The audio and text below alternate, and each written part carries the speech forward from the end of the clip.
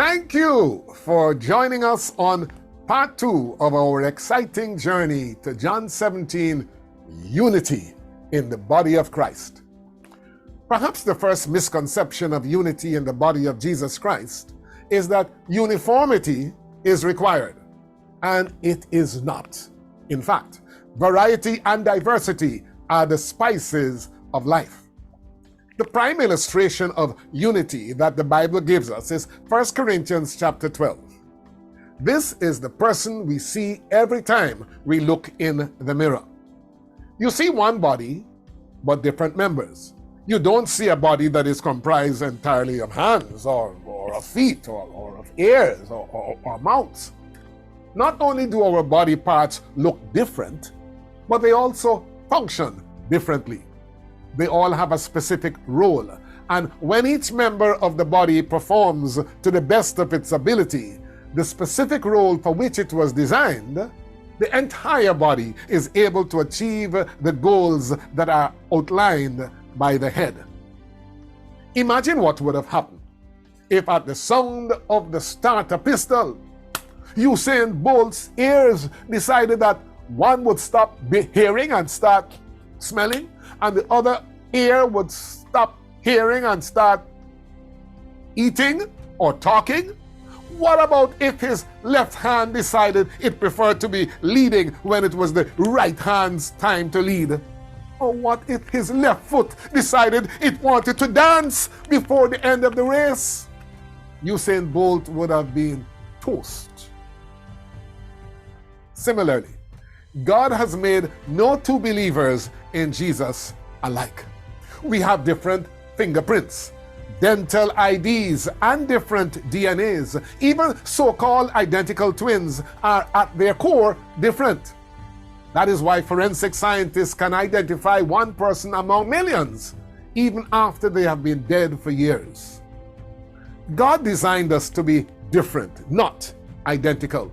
And the same God who made us to be different also wants us to operate in unity, each synchronized with the other, never competing, always collaborating and complementing each other, so that the whole body can execute the will of the head of the body, and that head is Jesus Christ. But we're not done just yet. I hate to overcomplicate things, and it is dangerous to oversimplify things. There is potential for problems that reside in our being made to be different. And if not understood, confronted, and managed, this potential for problems can materialize into actual problems. I speak of the very essence of our difference. A major manifestation of our difference is our individuality. Even when we resemble each other in 100 different visible ways, and even when our personalities seem so similar, we maintain our individuality. And at the heart of our individuality is our ego. Ego is a Latin word that has been transplanted into the English language, and it simply means I. We may then refer to our ego as our I-centeredness. It is a good thing that we have an ego, and that we are born with an ego that falsely encourages us to believe that we are at the center of the universe, when in fact we never were and we will never be. But the ego plays a balancing role. You can say your ego protects you from my ego. The ego insulates us from the cruel attacks of our surroundings, which, if left unopposed, would erode our self-confidence and relegate us to the lowest levels of non-importance and irrelevance in our own eyes, like the 10 spies did. Remember? And of course, nothing could be further from the truth. David reminds us in Psalm 139, verse 14, that we are fearfully and wonderfully made. And in Genesis, we are told that we are made in the image and likeness of God.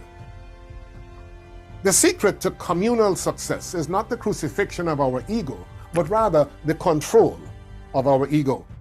I need to remind my ego that I am great, of course. I am powerful. I am fearfully and wonderfully made, and so are you.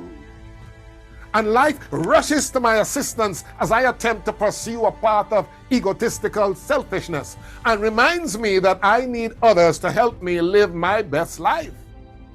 One hand can't clap. I will scratch your back because I need you to scratch mine. Hand wash hand, make hand come clean. By the way, did I tell you I'm also Jamaican? And even after I concede that I need you just as much as you need me, there is still one more hurdle to cross. I am tempted to think that you need me more than I need you. To solve this problem, the Bible applies the pendulum swing therapy.